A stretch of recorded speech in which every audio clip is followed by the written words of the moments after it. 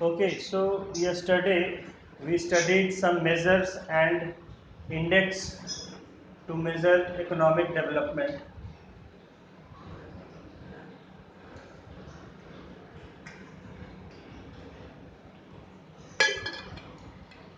We studied about national income, per capita income, human development index, and also learnt about human poverty index. We learnt about the World Development Report and National Human Development Report of India. Now today our next topic is development of Bihar. So now we are coming to our specific state, that is Bihar. Bihar has a glorious historical background. Gautam Buddha got enlightenment in Bihar. Mahavir gave the message of peace here only. जैसा आप history में जानते हैं कि गौतम बुद्ध को बिहार में ही enlightenment का मतलब ज्ञान प्राप्त होना, ठीक है, ज्ञान प्राप्त हुआ यहीं बोधगया में। तो एनलाइटनमेंट का मतलब होता है to get the light of knowledge, to get knowledge. इसी कारण उनका नाम पड़ा बुद्ध, जिसे बुद्धि प्राप्त हो गई, जिसे बोध हो गया। बोध संस्कृत का शब्द है, हिंदी का शब्द है बोध। बोध से बनता है बुद्धि, इसीलिए जिसे बोध यानी the one who has knowledge, तो इसीलिए उनका नाम तब से बुद्ध पड़ गया। ठीक है, ऐसे उनका नाम गौतम था, तो गौतम बुद्ध जो है उनको कहा जाने लगा है। सिद्धार्थ, हाँ सिद्धार्थ तो मतलब ऐसे घरेलू नाम था। तो नहीं, गौतम असली नाम नहीं था, सिद्धार्थ था उनका वैसे ऑफिशियल नाम। ठीक है, सिद्धार्थ ही था, हाँ सिद्धार्थ ही था। तो लोग इधर जो है उन्हें गौतम बुलाते, क्योंकि घर छोड़ के चले आए थे तो सब जगह लोग नाम थोड़े जानते हैं, तो ऐसे उनको गौतम ऋषि बुलाते थे। ठीक है, और चूंकि उन्होंने नाम भी अपना एक तरह से छोड़ दिया था, त्याग दिया था, और जब उन्हें ज्ञान प्राप्त हुआ तो उनको बुद्ध कहा जाने लगा, तो गौतम बुद्ध हो गए। तो ये भी आप जानते हैं हिस्ट्री से कि बिहार में ही हुआ, और महावीर ने भी अपना जो संदेश दिया शांति का, वो बिहार में ही जो है दिया। तो यानी बौद्ध, अगर हम धर्म कहें तो बौद्ध धर्म और जैन धर्म दोनों के लिए बिहार जो है काफ़ी प्रसिद्ध है। All great persons like Chandragupta, Ashoka, Sher Shah, Guru Gobind Singh, Babu Kunwar Singh, gem of nation doctor Rajendra Prasad were born in Bihar. तो बिहार के कुछ प्रमुख लोगों के नाम दिए गए हैं जो काफ़ी प्रसिद्ध हुए। चंद्रगुप्त, महान सम्राट चंद्रगुप्त, सम्राट अशोक, शेरशाह, गुरु गोविंद सिंह, वीर कुंवर सिंह और राजेंद्र प्रसाद, इनका जन्म भी बिहार में ही हुआ था। Mahatma Gandhi had initiated Champaran movement in Bihar only, और चंपारण का जो आंदोलन हुआ, सत्याग्रह हुआ, वो भी बिहार में ही और आप ही के ज़िले में हुआ, चंपारण ज़िले में।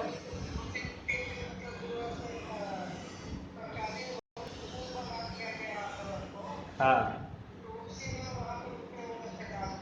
हाँ, तो और चंपारण में ही उन्होंने जो सबसे बड़ा उनका एक वेपन था, हथियार कह सकते हैं, या उनका टूल था, इंस्ट्रूमेंट, सत्याग्रह। तो सत्याग्रह का पहली बार प्रयोग उन्होंने यहीं चंपारण में किया था। सत्याग्रह जो कि एक नया तरीका था विरोध करने का, प्रोटेस्ट करने का, जो कि गांधी जी ने अफ्रीका में सीखा था, देखा था। जब ज़ुलू ट्राइब होते हैं वहाँ, उनका उन्होंने देखा था इसी तरह का विरोध जो है, ब्रिटिश सरकार उन पर अत्याचार कर रही थी और उस अत्याचार को वो चुपचाप सहते थे, वो बर्दाश्त करते थे। ये उन्हें मारते थे, पीटते थे, टॉर्चर करते थे ब्रिटिश, तो वो उसे चुपचाप सहते थे, लेकिन उसका जवाब नहीं देते थे, रिएक्ट नहीं करते थे। और उनके इस जो है बिहेवियर से पूरा जो वेस्टर्न कंट्रीज थे वो बहुत ही ज़्यादा वो कंपैशनेट फील करने लगे थे। दया की भावना उनके अंदर पैदा हुई कि देखो कैसे लोग हैं जिन पर इतना अत्याचार कर रहे हैं, उसके बावजूद ये पलटकर कोई जवाब नहीं देते हैं और चुपचाप बर्दाश्त करते हैं, लेकिन उसको एक्सेप्ट नहीं करते हैं। और उसके बाद फिर इतना जो है इस चीज़ को लेके थोड़ा हंगामा हुआ था कि ब्रिटिश सरकार को वो अत्याचार बंद करना पड़ा था अपने आप ही। तो उसी घटना से प्रेरित होके गांधी ने देखा कि आत्मशक्ति, इन्होंने कहा आत्मशक्ति, हमारे अंदर कितनी शक्ति है कि जो हम पर अत्याचार कर रहा है उसकी आत्मा को झंझोड़ सकते हैं कि क्या आप सही कर रहे हैं, are you doing this right. और हर व्यक्ति के अंदर भगवान का वास होता है, इंसानियत होती है, और इसी इंसानियत को जगाना जो है गांधी का लक्ष्य होता था कि आप हम पर जो जुल्म कर रहे हैं, अत्याचार कर रहे हैं, मैं आपको वो बताना चाहता हूं कि देखिए आप मुझ पर किस तरह का जुल्म कर रहे हैं, क्या ये सही है। और व्यक्ति अपने आप ही जब उसे एहसास होता है कि मैं किस तरह का अत्याचार कर रहा हूं सामने वाले पर, तो उसकी आत्मा उसे झकझोर देती है और वो शर्मिंदा हो जाता है। इसे ही उन्होंने आत्मशक्ति कहा है, विल पावर, सेल्फ पावर कहा है। और इसी कारण उन्होंने इस तरीके को बड़ा ही सही माना, सफल माना। और ये तरीका बहुत ही इफ़ेक्टिव होता है, क्योंकि जब आप किसी का विरोध करते हैं, जब आप किसी को रिएक्शन अगर किसी ने मारा तो आप भी उसको मारते हैं, तो अगर ऐसा उल्टा रिएक्शन करने से क्या होता है कि सामने वाले के मन में हमारे प्रति और ज़्यादा नफरत भर जाती है, हमारे प्रति क्रोध भर जाता है, एंगर भर जाता है, और वो और ज़्यादा हम पर अत्याचार करने की कोशिश करता है। लेकिन अगर हम उसका विरोध नहीं करते हैं तो उसके अंदर हमारे लिए एक मित्रता की भावना, दया की भावना पैदा हो जाती है, और फिर उसकी आत्मा सोचने पर मजबूर हो जाती है, उसका मन सोचने पर मजबूर हो जाता है कि क्या मैं सही कर रहा हूँ। तो इस चीज़ को सामने गांधी ने देखा था अफ्रीका में, और उन्होंने बहुत बड़ा सबक लिया था इससे कि कितना ही बड़ा अत्याचारी हो, लेकिन उसकी आत्मा को आप झकझोर दे सकते हैं इस तरीके से। और इसे ही उन्होंने नाम दिया सत्याग्रह, सत्य का आग्रह। मतलब हिला देना, इमोशंस पैदा कर देना। जैसे एक झील में पत्थर मारते हैं तो कैसे उसका पानी पूरा वो हो जाता है, डिस्टर्ब हो जाता है, शेक, यस। तो इसी को उन्होंने इस तरीके को ही नाम दिया सत्याग्रह, साइलेंट प्रोटेस्ट, कोई रिएक्शन नहीं, और जिसे कि आजकल बहुत गलत तरीके से बच्चों के सामने रखा जाता है कि गांधी ने कहा कि कोई अगर एक तमाचा मारे तो दूसरा गाल आगे कर दो कि लो भाई दूसरा तमाचा मार। हमें ये सुनने में बड़ा कॉमेडिक लगता है इस तरह का, लेकिन ये बहुत ही बड़ा ये हथियार है। और एक्चुअली इसका जो जड़ है वो क्रिश्चियन कल्चर में, बाइबल में ऐसा लिखा हुआ है कि अगर कोई तुम पर अत्याचार करता है और तुम्हारे एक गाल पर मारता है तो तुम उसे कहो कि लो भाई मेरे दूसरे गाल पर भी मार लो, अगर तुम्हें इससे खुशी मिलती है। If you are pleased then you can do it again.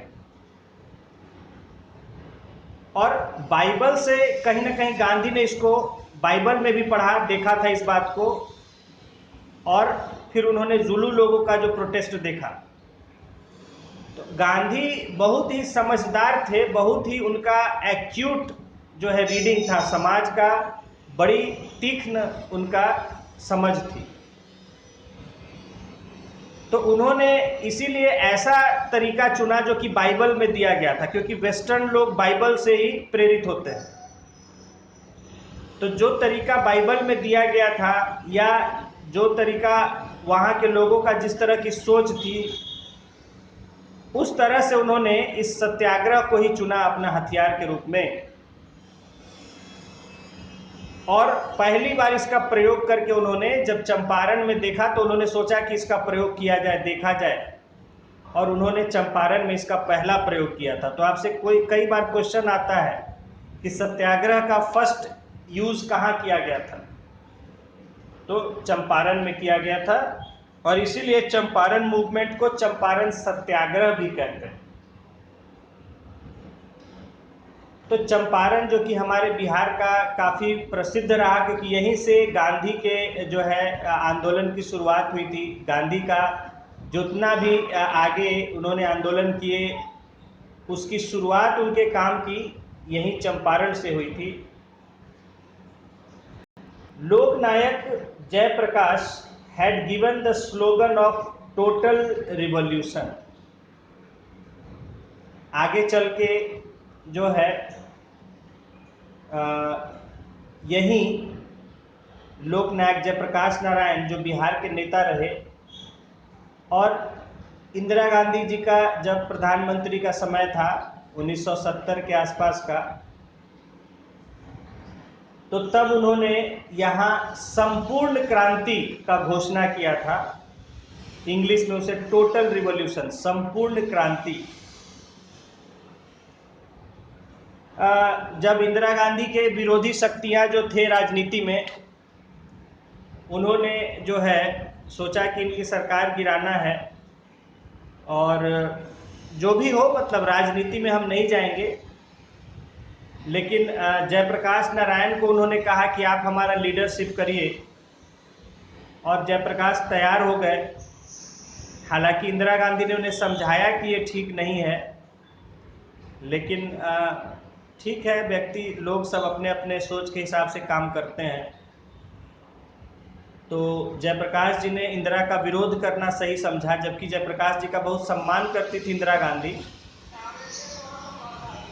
हाँ, और इसीलिए जब वो तैयार हुए इस क्रांति आंदोलन के लिए, तो इंदिरा गांधी उनसे मिलने भी आए और समझाया कि मत कीजिए, ये सही नहीं है, देश के हित में नहीं है।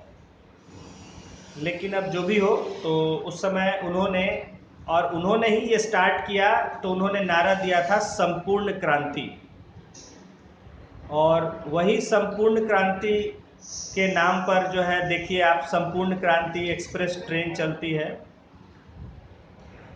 तो संपूर्ण क्रांति का नारा भी यही बिहार में दिया गया था लोकनायक जयप्रकाश नारायण के द्वारा।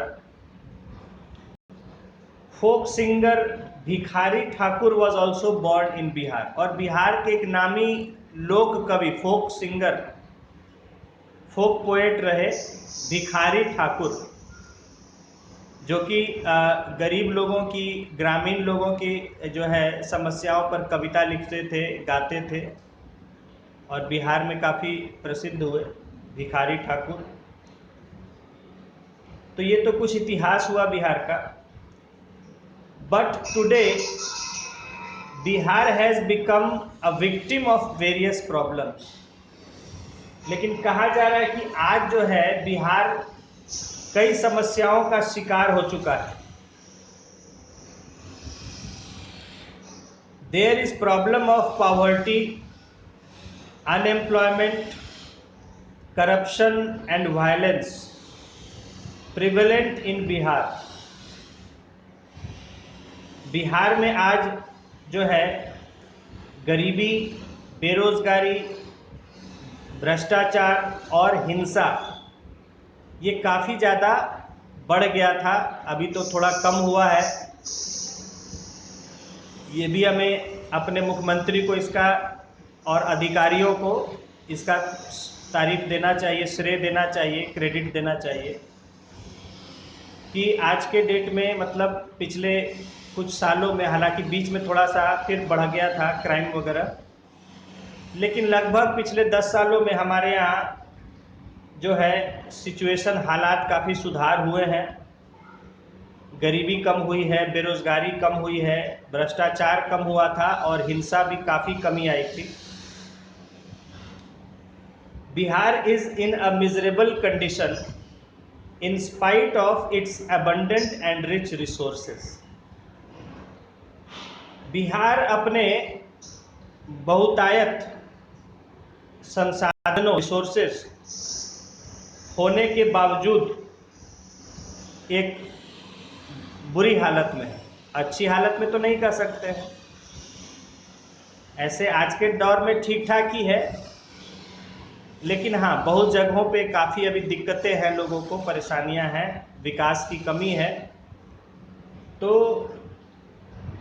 ये जो है आज बिहार की दशा कुछ ठीक नहीं है। अभी देखिए बिजली की समस्या काफ़ी बढ़ी हुई है, गर्मी इतनी ही है और बिजली की कमी लोगों को परेशान हो रही है बहुत ज़्यादा। बिजली कट जाने से अभी बहुत ज़्यादा परेशानी हो रही है लोगों को। तो थोड़ी बहुत समस्याएं हैं, लेकिन आज काफ़ी हालत में सुधार हुआ, ऐसी बात नहीं है। बिजली की अच्छी व्यवस्था है, कानून व्यवस्था ठीक ठाक है, जो है विकास भी हो रहा है। Today Bihar is amongst one of the backward states. हाँ, देश के कुछ पिछड़े जिलों में है। अब इसको कहना आज सही नहीं होगा पूरी तरह से, इसलिए कि एक समय था कुछ साल पहले कि बिहार का ग्रोथ रेट सबसे ज़्यादा था सभी राज्यों में। तो आज ये कहना कि बिहार पूरी तरह पिछड़े राज्यों में, ऐसा सही नहीं होगा। लेकिन हाँ, अगर इकोनॉमिक इंडिकेटर्स वगैरह देखते हैं, जीडीपी वगैरह देख के कहते हैं, तो डेफिनेटली बिहार हमारा जीडीपी वगैरह के मामले में काफ़ी नीचे है। The causes of backwardness of Bihar. तो बिहार के पिछड़ेपन के क्या कारण है, क्या कारण है कि बिहार पिछड़ा हुआ है, देखेंगे। There are main causes of, these are the main causes of backwardness of Bihar from economic point of view। अगर हम इकोनॉमी के पॉइंट ऑफ व्यू से देखते हैं, मैंने जैसा भी कहा कि जरूरी नहीं कि बिहार को आज हम पिछड़ा कहें, लेकिन हाँ अगर इकोनॉमिक टर्म्स में हम देखते हैं, जीडीपी वगैरह के टर्म्स में देखते हैं, तो हम कह सकते हैं कि थोड़ा पिछड़ा हुआ है।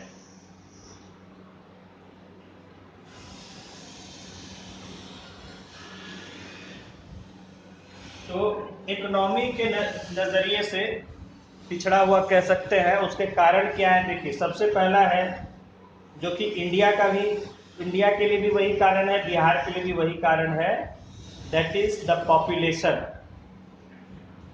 जनसंख्या।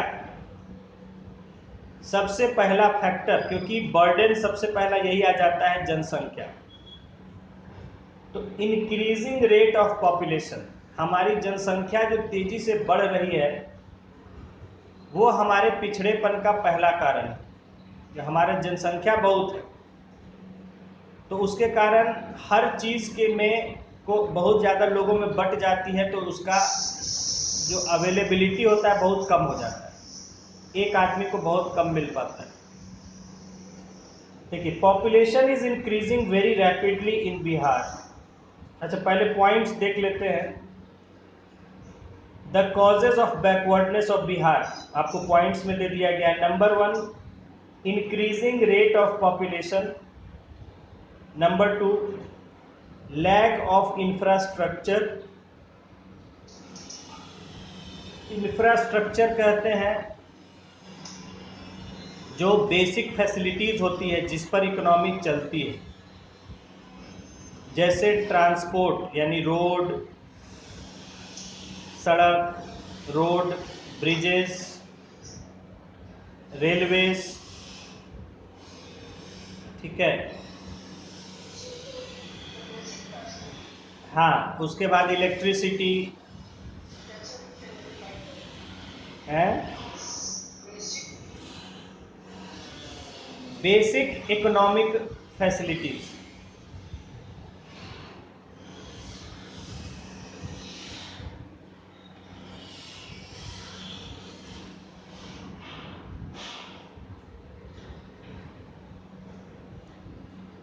तो लैक ऑफ इंफ्रास्ट्रक्चर हो गया।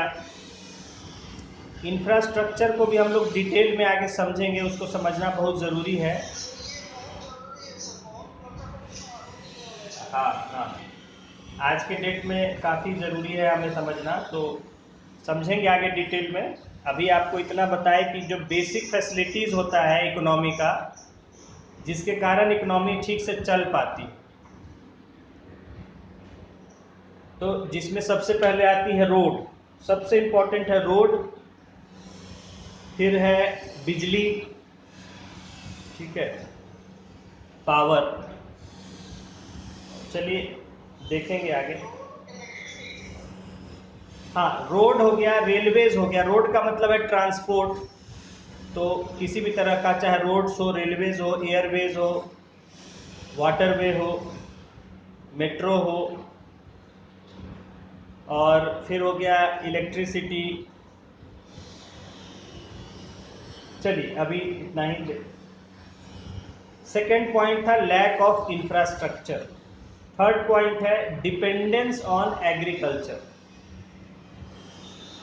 फोर्थ पॉइंट है loss due to flood and famine. बाढ़ और सूखे के कारण जो हमारा नुकसान हो जाता है वो भी एक बड़ा कारण है पिछड़ेपन का। Number 5 is industrial backwardness.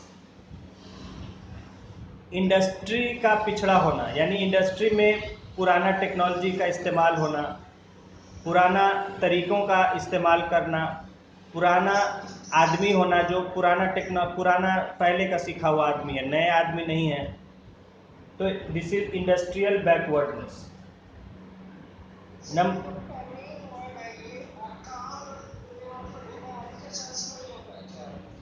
है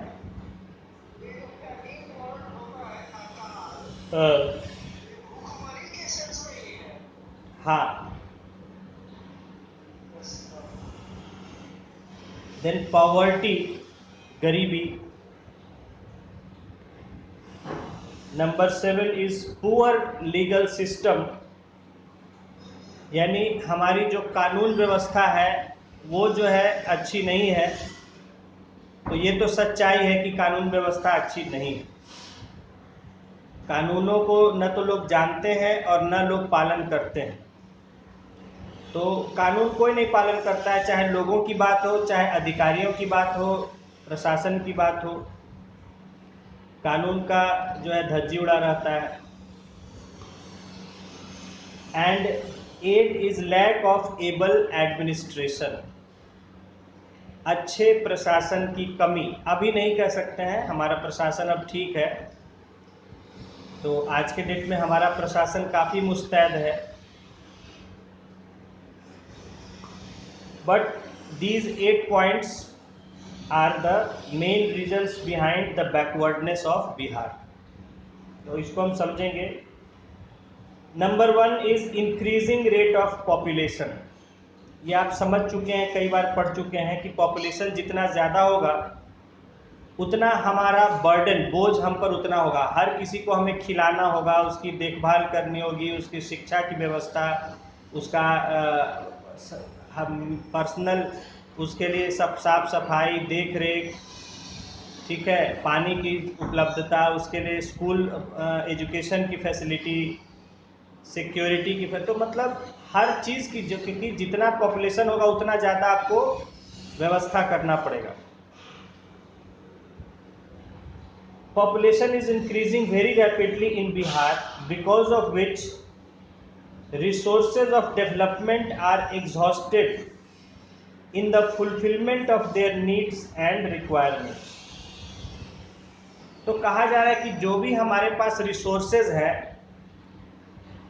वो उनकी जो डेली नीड्स होती है, रिक्वायरमेंट्स होती है, उसी को पूरा करने में खर्च हो जाती है, और हम डेवलपमेंट के काम में रिसोर्सेज का यूज़ नहीं कर पाते, क्योंकि इतना ज़्यादा पॉपुलेशन है तो हमें उसको खिलाने पिलाने, उसकी देखभाल करने की बहुत ज़्यादा खर्च होता है। जैसे देखिए, एक मशीन होता है उसका मेंटेनेंस होता है, वैसे ही एक आदमी का भी मेंटेनेंस होता है। तो जितने ज़्यादा आदमी होंगे उनका उतना ही ज़्यादा मेंटेनेंस होगा, और उनका मेंटेनेंस होगा तो कहने का मतलब है कि जितने भी हमारे रिसोर्स है सरकार के पास, जो भी संपदा है, संसाधन है, चाहे वो उसका खजाना हो, पैसे हों या और रिसोर्सेज हों जो भी, तो वो लोगों की ज़रूरतें पूरा करने में ही ज़्यादा खर्च हो जाती है। तो कुछ नए डेवलपमेंट के लिए हमारे पास रिसोर्सेज नहीं बच पाते, और जिसके कारण कि हम पिछड़े रह जाते हैं। इससे जुड़ा हुआ मैं आपको बताऊं कि बंगाल का केस हुआ कि जब ममता बनर्जी की सरकार बनी थी नई नई, तो उस पर जो है बहुत ज़्यादा, पहले जो वहाँ लेफ्ट की गवर्नमेंट रही थी तो उन्होंने बहुत ज़्यादा कर्ज लेके छोड़ दिया था, बहुत ज़्यादा कर्ज था सरकार पर। तो सरकार को उस कर्ज को चुकाना भी था, और ममता बनर्जी की जब सरकार आई, अंतिम और घूमेगा, हाँ 3 बार। तो ममता बनर्जी की जब सरकार आई तो उनको जो सरकार की आमदनी हो रही थी, सारा पैसा चला जा रहा था कर्ज का ब्याज चुकाने में। तो ममता बनर्जी मिली नरेंद्र मोदी से और बोली कि जो है 2-3 साल के लिए हमारा ये कर्ज का जो ब्याज चुकाना है इसको आप टाल दीजिए किसी तरह, क्योंकि हम कुछ कर ही नहीं पा रहे हैं जनता के लिए, क्योंकि जो भी हम कमा रही है सरकार की, जो भी आमदनी हो रही है वो तो चला जा रहा है ब्याज चुकाने में, तो हम लोगों के लिए कुछ नया कर नहीं पा रहे हैं। लेकिन चूंकि राजनीति थी और कुछ नरेंद्र मोदी की भी अपनी परेशानी थी, क्योंकि भाई अब जो पैसा दिया है वो पैसा लेगा नहीं तो उसका काम कैसे होगा। केंद्र सरकार ने बहुत ज़्यादा कर्ज दिया हुआ था अभी बंगाल सरकार को, तो पैसे की ज़रूरत तो केंद्र सरकार को भी है, तो वो अपना पैसा नहीं लेगा तो उसका काम कैसे होगा। और कुछ राजनीति था, चूँकि ममता के खिलाफ चलती है भाजपा की राजनीति, तो इस वजह से उन्होंने जो है मना कर दिया, और ममता इस पर बहुत ज़्यादा नाराज़ हो गई थी नरेंद्र मोदी से, और इसी कारण बहुत ज़्यादा है। देखिए, कुछ मजबूरी भी थी और कुछ राजनीति भी थी, दोनों बात है। राजनीति भी था क्योंकि भाई ममता बनर्जी की सरकार बनी थी और बहुत ज़्यादा वो कुछ जनता के लिए करके दिखा देती तो फिर जनता उनका और ज़्यादा फैन हो जाता, तो भाजपा वहाँ जीतेगी कैसे सीट जो है। तो जब तक ममता बनर्जी का जो है खराब प्रदर्शन नहीं दिखाया जाएगा तो भाजपा का वहाँ बढ़त कैसे होगा। तो ये सब राजनीति होती है, लेकिन ठीक है, मतलब मैं ये नहीं कहूँगा पूरी तरह से राजनीति है, कुछ उसमें जेन्युइन भी था कि भाई केंद्र सरकार सबका अगर जो है पैसा रोकता रहेगा तो फिर अपना वो पैसा कहाँ से उसको आएगा। तो खैर, तो मैं आपको ये बताना चाह रहा था कि देखिए, सरकार की भी अपनी परेशानियां होती हैं। अब ममता बनर्जी की सरकार बनी थी, लोगों को बहुत ज़्यादा उम्मीदें थी ममता बनर्जी की सरकार से, और ममता बनर्जी क्या करेंगी? कोई जादू का छड़ी घुमा के थोड़े कर देंगी, सब काम पैसे से होता है। तो सरकार का जो आमदनी होगा उसी आमदनी से सारा कामकाज होता है। ममता बनर्जी के यहाँ कुबेर का खजाना तो है नहीं कि भाई वो जो चाहेंगे करा देंगे अपना पैसा से, या नीतीश कुमार जी के पास हो या नरेंद्र मोदी जी के पास हो, ऐसा नहीं है। सब सरकारी पैसे से काम होते हैं। तो अगर सरकार के पास पैसा रहेगा तो कुछ करेंगे, सरकार के पास पैसा नहीं होगा तो कुछ नहीं कर पाएंगे, भले मंत्री रहे, प्रधानमंत्री, कुछ भी रहे, सब सरकारी पैसे पे चलते हैं, अपना खाना बंद हो जाएगा, ये हाल है। ठीक है, तो हम लोग सोचते हैं कि मंत्री प्रधानमंत्री बहुत बड़ा आदमी है, तो वो भी सरकारी पैसे पे चलता है, सरकारी पैसा बंद तो उसका खाना भी मुश्किल हो जाएगा। तो सबकी अपनी अपनी मजबूरियां थी। तो जो है ममता सरकार को काफ़ी दिक्कत आई, क्योंकि बहुत ज़्यादा कर्ज लेके जो है पहले की सरकारों ने छोड़ दिया, तो उन्हें जो है धीरे धीरे उसका ब्याज चुकाना पड़ा। मतलब अब जितना पैसा आ रहा था वो पता चले ब्याज में ही चला जा रहा है, तो लोगों के लिए कामकाज कैसे होगा? तो यही हाल बिहार में भी है। और दूसरा बात क्या है कि सरकार में एम्प्लॉय बहुत ज़्यादा है। होता क्या है, मैं आपको एक जो बुक में नहीं, नोट्स में आपको नहीं मिलेगा, लेकिन मैं आपको जो रियलिटी है बता रहा हूँ, जिसको आप कहीं भी लिख सकते हैं, कि हर नेता अपना वोट बढ़ाने के लिए जो है वो लोगों को नौकरी पर रख लेता है। जब सरकार में आ जाते हैं, कोई मंत्री बन जाते हैं, नेता बन जाते हैं, तो लोगों को नौकरी पर लगो, या वो कोशिश करते हैं कि ज़्यादा से ज़्यादा लोगों को सरकार में नौकरी दिलवा दें, क्योंकि लोग खुश हो जाएंगे कि भाई उन्होंने नौकरी दिलवाया, तो उनको वोट देंगे, उनको हमेशा समर्थन करेंगे। तो हमारे यहाँ सरकार में काफ़ी ज़्यादा लोग, जितना ज़रूरत है नहीं, लेकिन लोगों ने भर्ती कर, क्योंकि दिखाना है कि हम इतना भर्ती किए भाई। अब जैसे अभी नीतीश कुमार जी और इनकी सरकार थी तेजस्वी की, तो इन्होंने देखा कि भाई 1.5 लाख 2 लाख जो भी है, हालांकि नई भर्तियां उतनी नहीं हुई थी, पुराने लोगों का ही फिर से अपॉइंटमेंट हो रहा था, लेकिन ठीक है, काफ़ी लोग जो है अपॉइंट किए गए टीचर्स के रूप में। और अब सोचिए कि उतने टीचर्स को फिर एडिशनल आपको पेमेंट देना पड़ेगा, सैलरी देना पड़ेगा हर महीने। उनका सैलरी के लिए पैसा कहाँ से आएगा? पहले से ही सरकार को इतनी दिक्कत हो रही थी पैसों की, जो पहले से टीचर थे उनको सैलरी नहीं मिल पा रहा था, और इतनी ज़्यादा भर्तियां फिर से हुई, 3 बार एग्ज़ाम हुआ टीचर्स का और भर्ती लिया गया, तो उनको सैलरी कहाँ से मिलेगा, कहाँ से पैसा देगा? कोई बोले कि कुबेर का खजाना थोड़ा है कि निकाल लिया जितना मन है, पैसा खत्म नहीं हो रहा है खजाना। तो जितना इनकम होगा सरकार का उसी में से देना होगा। तो बर्डन बढ़ गया है सरकार पर। सरकार में इतने ज़्यादा कर्मचारी हैं हमारे, अब उनको सैलरी देना पड़ता है सरकार को, उनको उनका पेंशन का कंट्रीब्यूशन देना पड़ता है, उनको जो है और कई तरह का मेडिकल है, तो रेंट है, तो क्या क्या तरह तरह का और पैसा देना पड़ता है।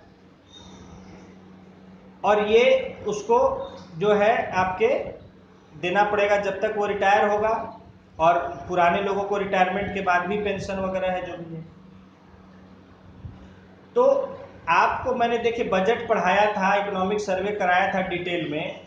जब आप बजट देखेंगे डिटेल में, मैंने आपको सारा खर्च वगैरह भी डिटेल में दिखाया था, तो आप देखेंगे कि हमारा बजट जो होता है उसका एक बड़ा हिस्सा जो है वो सैलरीज में ही चला जाता है।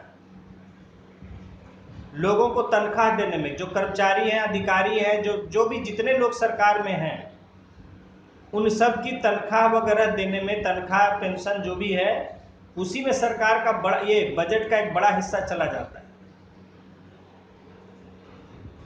तो जब आपका पैसा इन सैलरी पर ही ज़्यादा खर्च हो जाएगा, लोग जो आपने रखे हुए उनके सैलरी पर, तो आप नया काम करने के लिए, डेवलपमेंट करने के लिए पैसा कहाँ से आएगा? लेकिन हमने राजनीति के चलते बिहार में सरकार का जो है आकार, सरकार का साइज बहुत बड़ा कर लिया है, बहुत ज़्यादा लोगों को नौकरी पर रख लिया गया है। जो आएगा नेता मंत्री वो भर्ती कर लेगा, जो आएगा नेता मंत्री वो भर्ती कर लेगा अपना प्रसिद्ध होने के लिए, अपना लोगों को वोट बैंक बनाने के लिए। तो अब अचानक भर्ती होती है तो फिर उसको आपको हर तरह का सुविधा देना पड़ता है जब आपने नौकरी पर रखा है तो ये तो हुई मतलब एक सरकार की बात। फिर आप ऐसे पॉपुलेशन को अगर देखेंगे, अब समझिए कि एक आ गया right to education, mid day meal. अब आपको हर बच्चे को खाना देना है, सरकार को जो भी स्कूल आएगा उसको खाना देना है, तो खाना देने के लिए इतना कहाँ से अनाज आएगा? अब राइट टू एजुकेशन कानून आ गया, उसके तहत देना आपको जरूरी है।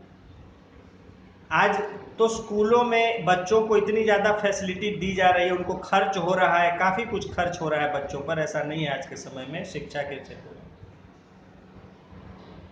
इतने स्कूल हैं, इतने बच्चे हैं, उन पर इतना ज़्यादा खर्च है और हर चीज़ के लिए चाहिए पैसा। तो यही कहा जा रहा है कि जितनी ज़्यादा पॉपुलेशन होगी उतना ज़्यादा रिसोर्सेज उन पर खर्च होंगे।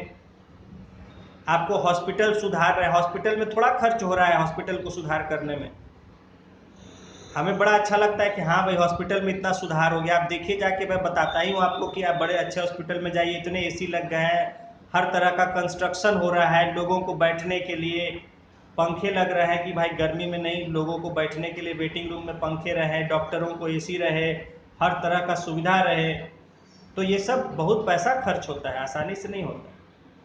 तो हाँ, आज सरकार काफ़ी खर्च कर रही है, तो लोगों को अच्छी सुविधा सरकार से मिल रही है, चाहे वो स्वास्थ्य की सुविधा हो, शिक्षा की सुविधा हो, सड़कों की व्यवस्था हो, कानून व्यवस्था हो, हर तरह की सुविधा। मेट्रो का काम चल रहा है, देखिए तेज़ी से कुछ समय बाद मेट्रो तैयार हो जाएगा, पटना में चलने लगेगा, तो उसमें कितना खर्च आ रहा है। बिजली खर्च हो रहा है, बिजली देखिए लिमिटेड, आप समझिए इन्हीं सब बातों से, बिजली लिमिटेड है सरकार के पास ऑलरेडी, अपना मतलब अपनी हैसियत से ज़्यादा बढ़ के बिजली पर खर्च सरकार कर रही है। उतनी कमाई नहीं है लेकिन खर्च कर रही है वोटरों को, लोगों को खुश रखने के लिए। बिजली बहुत महंगी हो गई है, तो अब बिजली आए कहाँ से? तो इसी वजह से अब मेट्रो का काम, उसमें बहुत ज़्यादा बिजली की ज़रूरत पड़ती है, तो इसीलिए मेट्रो को बिजली दिया जा रहा है, तो इसीलिए हमें बिजली काटा जा रहा है। और बिजली काटा जा रहा है तो देखिए कि गर्मी उतनी ही बढ़ी हुई है इस साल कुछ, और परेशानी लोगों को उतनी हो रही है। तो जब बिजली हमारे पास लिमिटेड है तो जितना ज़्यादा पॉपुलेशन होगा, अब देखिए बिजली का क्या है, बिजली का देखिए हम डेली देख रहे हैं बिजली कट रही है, क्यों? तो फ्यूज उड़ जा रहा है, ट्रांसफार्मर जो है शॉर्ट सर्किट हो जा रहे हैं, तार जो है जल जा रहा है, क्यों? लोड बहुत ज़्यादा हो रहा है, इसलिए लोड बहुत ज़्यादा हो जा रहा है, इसलिए ट्रिप कर जा रहा है ट्रांसफार्मर या फ्यूज उड़ जा रहा है।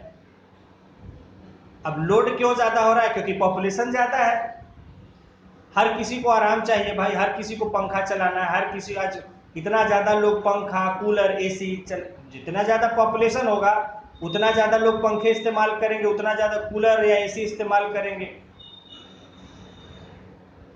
तो जितना ज़्यादा ये इस्तेमाल होंगे उतना लोड बढ़ेगा, लोड बढ़ेगा तो निश्चित बात है कि जो है फ्यूज उड़ेगा या ट्रांसफार्मर शॉर्ट कर जाएंगे।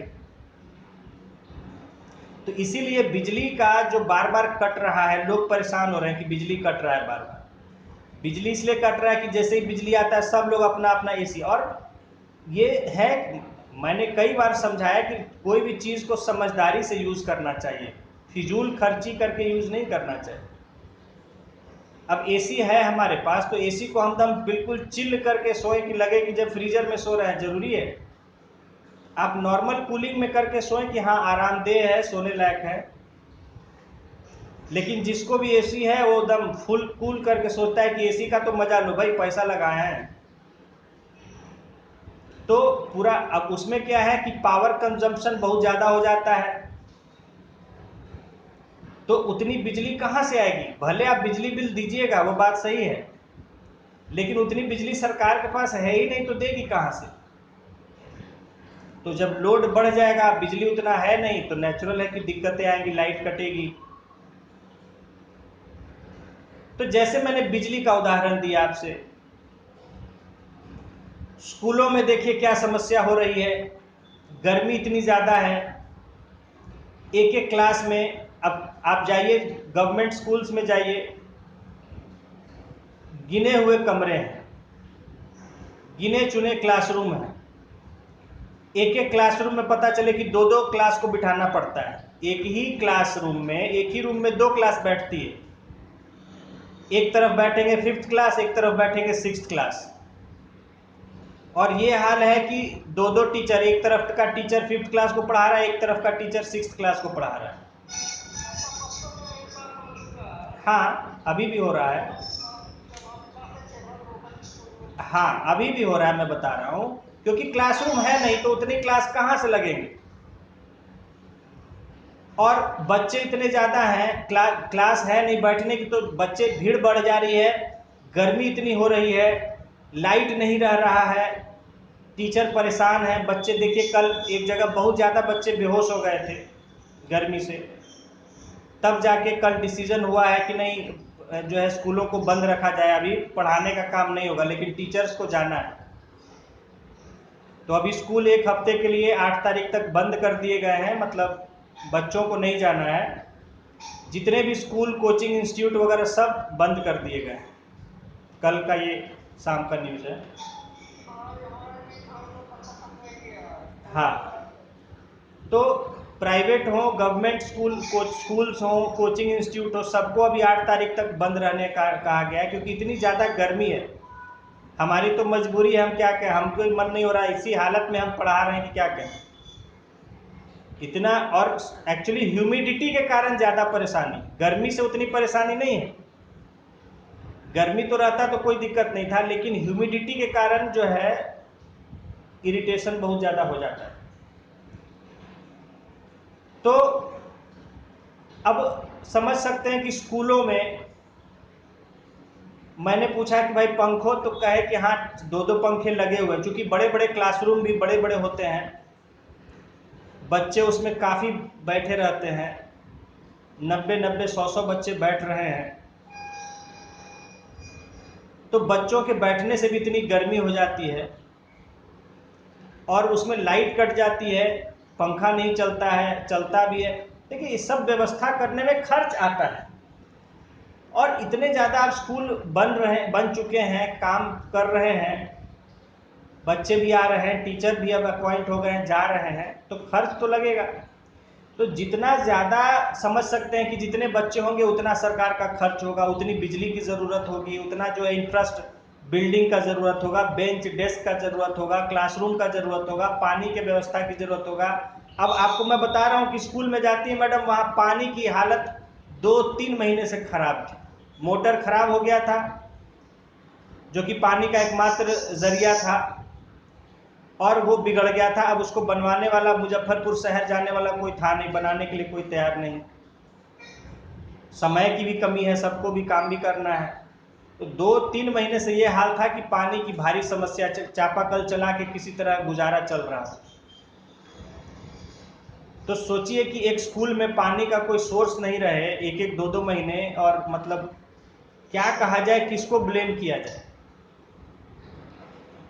तो मैं आपको प्रैक्टिकल डिफिकल्टीज बता रहा हूं कि देखिए रिसोर्सेज लिमिटेड है। अब भाई हेडमास्टर की भी अपनी समस्या है कि उसके पास लिमिटेड फंड है, उसके पास समय लिमिटेड है, उसको बहुत काम करना। अभी हेडमास्टर सबका ट्रेनिंग चल रहा है, अभी जितने हेडमास्टर प्रिंसिपल हैं उनकी 1 हफ्ते की ट्रेनिंग चल रही है। तो वो ट्रेनिंग पर उनको भी भेज दिया गया, ट्रेनिंग पर है। अब स्कूल में काम कौन देखेगा, जो भी है टीचर देख रहे हैं।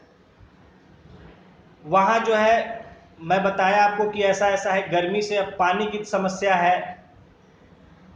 बच्चे जो है नल तोड़ देते हैं, हेडमास्टर नल लगाते हैं, बच्चे उसको जानते नहीं है, गांव के बच्चे यूज करना ऐट जोट कर देते हैं, वो टूट जाता है, घर खराब हो जाता है, पानी बहता रहता है।